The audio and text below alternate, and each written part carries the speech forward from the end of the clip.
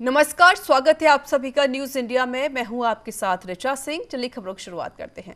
उत्तराखंड के मुख्यमंत्री तीरथ सिंह रावत अपने 2 दिवसीय दौरे पर पिथौरागढ़ पहुंचे, जहां उन्होंने बेस अस्पताल और जिला अस्पताल के कोविड केयर सेंटर का निरीक्षण करके अधिकारियों को जरूरी दिशा निर्देश दिए।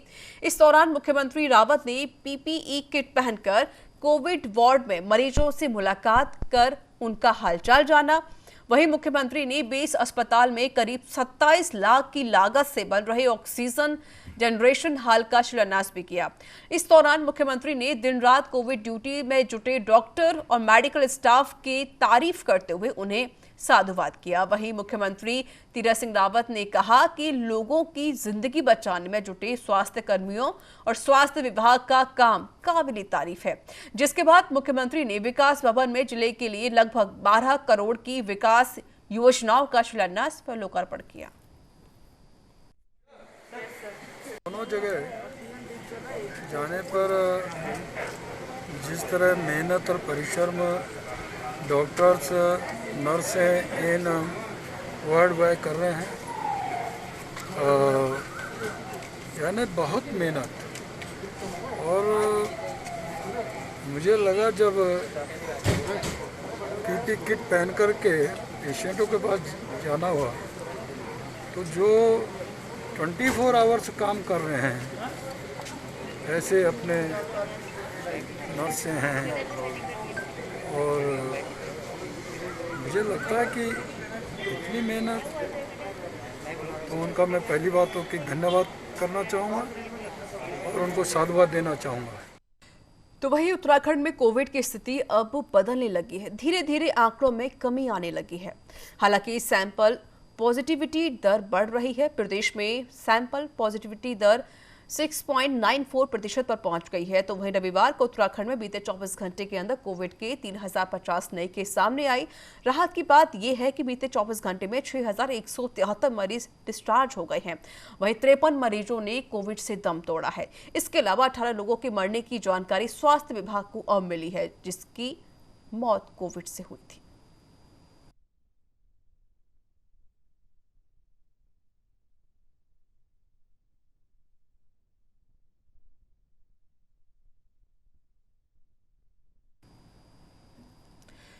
एम्स ऋषिकेश में ब्लैक फंगस से एक और मरीज की मौत हो गई है। इसके साथ ही ब्लैक फंगस से मरने वालों की संख्या कुल 6 तक पहुंच गई है। एम्स में म्यूकोरमाइकोसिस के कुल 74 मरीज अब तक भर्ती हो चुके हैं। रविवार को 53 वर्षीय रुड़की निवासी पुरुष की उपचार के दौरान मृत्यु हो गई। तो वहीं एक मरीज को इलाज के बाद आज डिस्चार्ज भी कर दिया गया है।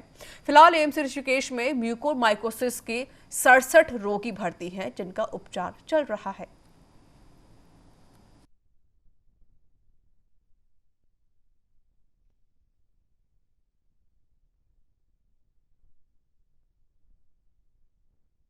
हरिद्वार जनपद में कोविड संक्रमण की रोकथाम के लिए आम आदमी पार्टी द्वारा गली मोहल्लों में जाकर सैनिटाइजिंग अभियान की शुरुआत की गई है। आप पार्टी के इस अभियान की शुरुआत शहर के विधायक और बीजेपी के प्रदेश अध्यक्ष मदन कौशिक के वार्ड नंबर 19 खन्ना नगर से की गई। इस मौके पर आप नेता हेमा भंडारी ने कहा कि कोरोना संक्रमण को रोकने के लिए आज पार्टी द्वारा हरिद्वार में सैनिटाइजिंग अभियान की शुरुआत की गई है। वहीं उन्होंने विधायक मदन कौशिक पर आरोप लगाया कि ना तो विधायक और ना ही नगर निगम शहर में सैनिटाइजिंग करा रहे हैं।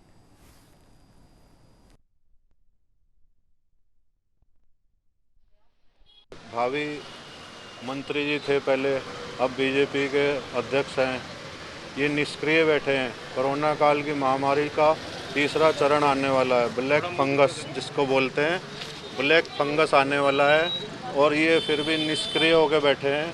तो हमने सोचा कि इन्हीं के वार्ड से शुरुआत करी जाए। हम थोड़ा सा प्रयास कर रहे हैं कि हम ये सैनिटाइज करके लोगों को जागरूक भी करेंगे, जिससे कि बीजेपी की डबल इंजन की सरकार जो निष्क्रिय बैठी है मेरे हिसाब से उत्तराखंड में, इस तीसरी लहर के सामने के लिए तत्पर हो जाए, तैयार हो जाए। क्योंकि इनका कुंभ भी फ्लॉप हो गया। कुंभ इन्होंने 11 साल में कर दिया 12 के बजाय। जो आज की स्थिति है, कोरोना काल की इस भयानक स्थिति को देखते हुए आम आदमी पार्टी ने एक अभियान शुरू किया है सैनिटाइज करने का। और आज हम वार्ड नंबर 19 से, खन्ना नगर कॉलोनी से इसकी शुरुआत कर रहे हैं। हम घर घर जाकर लोगों के घर, जो भी अपना घर सैनिटाइज कराना चाहते हैं, सबके घरों को सैनिटाइज करेंगे। बाकी गलियों को हम लोग सैनिटाइज करने की पूरी कोशिश करेंगे। और यहाँ से आज से हमारा अभियान शुरू होता है। लगातार ये हमारा अभियान पूरे हरिद्वार में चलेगा। इसलिए आवश्यकता पड़ गई कि लगातार देखते हुए हम लोग की निगम को भी हम लोग देख रहे हैं कि वो लोग कितना काम कर रहे हैं। सभी लोग अपने घरों में छुप के बैठे हैं। आज जो विधायक हैं, जो जिन्हें जनता ने चुना है, वो अपने घरों में छुप के बैठे हुए हैं। तो जनता के लिए आज कोई खड़ा नहीं है, जनता के साथ कोई खड़ा नहीं है। जनता त्राही त्राही मची हुई है। जनता हर तरफ आवाज़ दे रही है, लेकिन कहीं वैक्सीन नहीं मिल रही है, किसी को बेड नहीं मिल रहे हैं, किसी को अस्पताल में जगह नहीं मिल रही है। इसी को देखते हुए हमने एक छोटा सा अपना प्रयास किया है। हरिद्वार जिले में कोविड के मामले कम नहीं हो रहे हैं। शहर के साथ अब ग्रामीण इलाकों में भी कोविड तेजी से फैल रहा है। वहीं संक्रमण को रोकने के लिए प्रशासन द्वारा कोरोना जांच के साथ ही वैक्सीनेशन में तेजी लाई गई है। साथ ही सरकार के मंत्री भी दावा कर रहे हैं कि लेकिन आबादी के हिसाब से ना तो जांच केंद्र पर्याप्त है और ना ही वैक्सीनेशन केंद्र। ऊपर से एंड्रॉयड फोन न होने के चलते ग्रामीण और मजदूर वर्ग के सामने बड़ी परेशानी खड़ी हो गई है। वहीं हरिद्वार ग्रामीण विधायक और गन्ना राज्य मंत्री स्वामी यतीश्वरानंद का कहना है कि ग्रामीण क्षेत्रों में कोविड के बढ़ते संक्रमण को रोकने के लिए हर संभव प्रयास किए जा रहे हैं।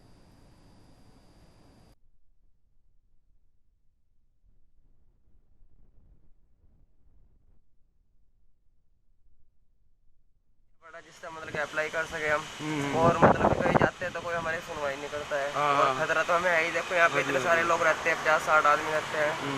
तो बस यही हमको लगी नहीं, जरूरत है वैसे वैक्सीन की, टीका लगना चाहिए। नहीं, मेरे पास में बड़ा फोन नहीं है, छोटा फोन से लगती नहीं है। हम क्या है, मजदूरी करते हैं, मजदूरी लगती नहीं है। डेली खड़ा होते, पुलिस वाला डंडा मारते, भागने पड़ता है, कभी इधर भागो कभी उधर भागो। दुकान बंद पड़ी है, कमा के भी 150 रुपये लाओ तो खाने का मिलती नहीं है। कहीं चाय नहीं मिलती, ना पानी मिलता। ये तो सरकार जिंदा मार रहा। कहूँ क्या, हमने को तो इतना पता भी नहीं है। अनपढ़ आदमी है, गाँव है, हम तो गाँव के लिखा पढ़ा नहीं है। मगर ऐसा इतना तो जनता पेट में रोटी चाहिए। आप फोन कहाँ से लाऊं, जो छोटा फोन का ही पैसा नहीं है। अब इस समय हर गांव के अंदर टेस्टिंग भी तेज़ी कर दी गई है और जो लोग पॉजिटिव निकलते हैं उनको घर में आइसोलेट करके उनको वहाँ पर पूरा पैकिंग दिया जाता है सरकार की तरफ से। अगर उसके बावजूद भी वो ठीक नहीं होते तो उनको जो भी उचित स्थान है उनको हॉस्पिटलों में लाकर भर्ती किया जाता है, उनके स्वास्थ्य की देखरेख की जाती है। और निश्चित रूप से इस लहर के अंदर गांव के अंदर कोरोना फैला है, लेकिन सरकार का पूरा फोकस है कि इसको किसी भी कीमत पर रोका जाएगा। नैनीताल जिले के मुक्तेश्वर धारी, संत बुग्गा और पहाड़ी पानी इलाके में साल भर मेहनत करके फल सब्जी पैदा कर अपनी आजीविका चलाने वाले किसान के फल खेतों में बरसात के कारण खराब होने लगे हैं। आड़ू, सेब, पुलम, खुमानी सहित कई सब्जियां नैनीताल हल्द्वानी मंडी भेजी जाती हैं, लेकिन इस बार कोविड काल के चलते खपत कम होने से फल आधे दामों पर बेचने पड़ रहे हैं। काश्तकार बताते हैं खरीदार नहीं मिलने से उन्हें लागत मूल्य भी नहीं मिल पा रहा है। उन्हें सेब, आड़ू, पुलम और खुमानी में काफी नुकसान हो रहा है। कोविड की मार झेल रहे ग्रामीण क्षेत्रों के काश्तकार अब सरकार से मदद की गुहार लगा रहे हैं।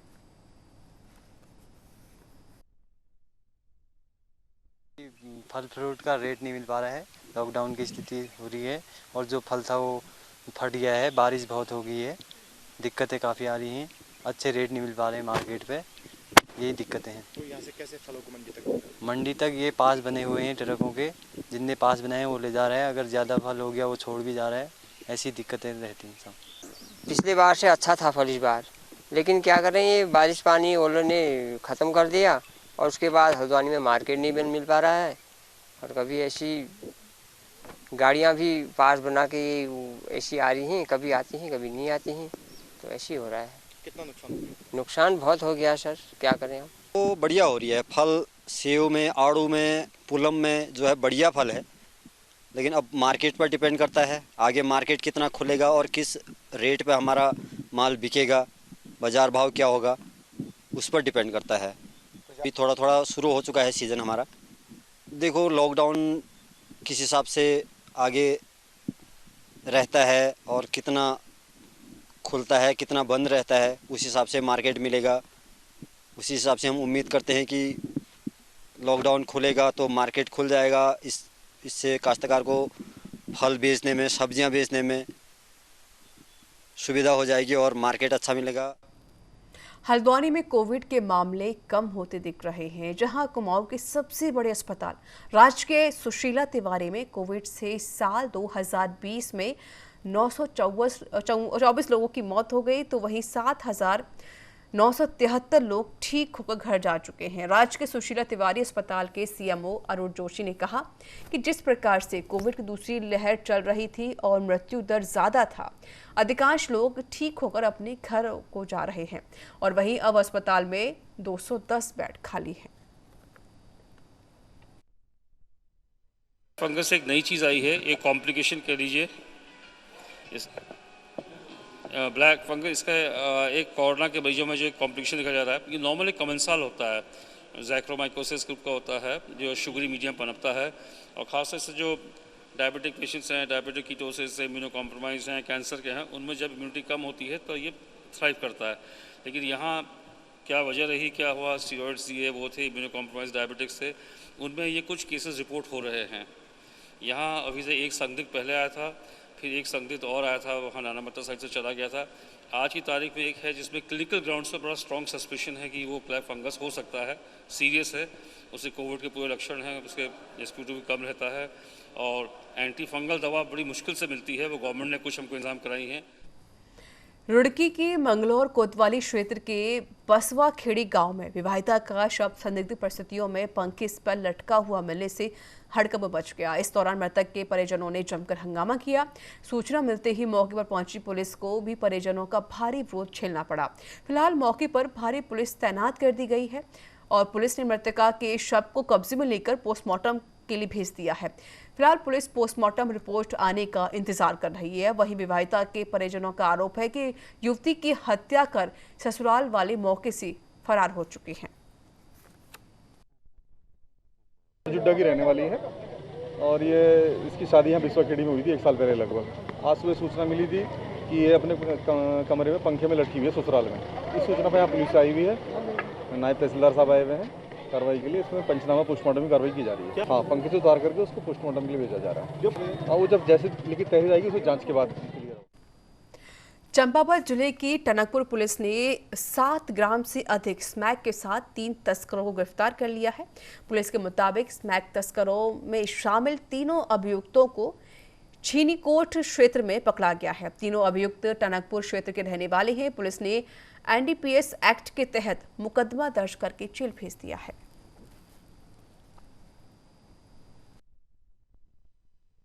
तो जानकारी मिलता रहता है कि इस एरिया में युवा वर्ग में नशे को लेकर काफ़ी रुझान टाइप का और यहाँ नशे के काफ़ी आदी हो चुके हैं युवा। इस संदर्भ में हम लोग लगातार अपनी कोशिश जारी रखते हैं और क्षेत्र में अपनी ड्यूटियों को लगा कर रखते हैं। इसी तत्वाधान में कल हमारी टीम द्वारा छीनीकोट क्षेत्र से 3 लड़कों को अवैध स्मैक के साथ गिरफ्तार किया है, जिनसे पूछताछ में पता चला कि ये लोग सेवन करने के आदी है और अपने मित्रों को भी इनको बेचते रहते हैं। और ये लोग ये स्मैक नानकमत्ता खटीमा क्षेत्र से लेके आते हैं और इनको ये समय समय पर वहाँ जाकर अपने क्षेत्र में लेके आते हैं और यहाँ पे अपने दोस्तों को भी देते हैं और सर्विस का उपभोग करते हैं। क्षेत्र में एक बुजुर्ग अधेड़ ने अपनी पत्नी के सिर पर कुल्हाड़ी से वार कर नृशंस हत्या कर दी। सूचना पर पहुंची पुलिस ने घर में चारपाई पर पड़े शव को कब्जे में लेकर पोस्टमार्टम के लिए भेजा। पुलिस ने आरोपी पति को गिरफ्तार करते हुए हत्या में प्रयुक्त कुल्हाड़ी और डंडा बरामद कर लिया है। मृतका की बेटे की तहरीर पर पुलिस ने आरोपी के खिलाफ हत्या केस दर्ज कर लिया है। अपनी पत्नी की हत्या कर दी अपने ही घर में और उसमें जो प्रथम दृष्टया पूछताछ में जानकारी मिली है, इनका आपस में ही पारिवारिक मैटर को लेकर के आपस में झगड़ा हुआ और उसने किसी धारदार चीज से उस पर कई बार प्रहार किए और इसकी डेथ हो। तो इसी के साथ इस रिपोर्ट पर इतना ही। देश दुनिया की तमाम खबरों के लिए देखते रहिए न्यूज़ इंडिया। नमस्कार।